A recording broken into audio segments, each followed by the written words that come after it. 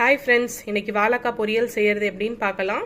So தேவையான பொருட்கள், நான் 4 பெரிய வாழைக்காயை கட் பண்ணி எடுத்திருக்கேன். தாளிக்கிறதுக்கு என்னென்ன தேவைன்னு பார்த்துடலாம். ஸோ ஃபஸ்ட்டு கடுகு 1 டேபிள் ஸ்பூன், பெரிய வெங்காயம் 1 கட் பண்ணி எடுத்திருக்கேன், பச்சை மிளகாய், தேங்காய் நம்ம இறக்கும்போது போட போகிறோம், தாளிப்புக்கு எண்ணெய் எடுத்திருக்கேன், அதுக்கப்புறம் சால்ட். வாங்க எப்படி செய்யறதுன்னு பார்க்கலாம். கடாயை அடுப்பில் வச்சு 2 டேபிள் ஸ்பூன் எண்ணெய் ஊற்றிருக்கேன். எண்ணெய் காஞ்ச உடனே கடுகு ஆட் பண்ண போகிறோம்.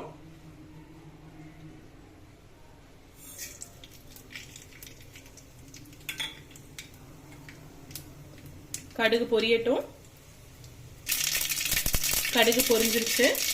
இப்போ எடுத்து வச்சிருக்க ஒரு வெங்காயத்தை நம்ம ஆட் பண்ணிக்கிறோம்.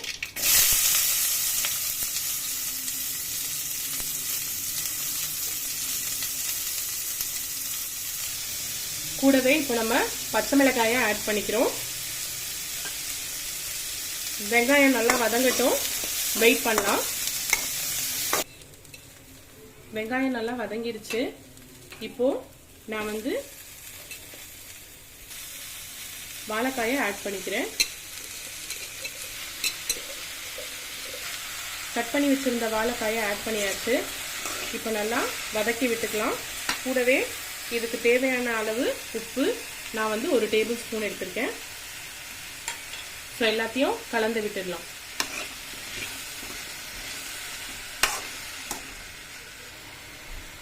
கொஞ்சம் தண்ணி தெளித்து விட்டுடலாம்.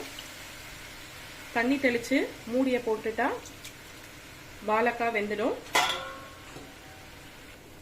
பாருங்க, மூடி போட்டாச்சு.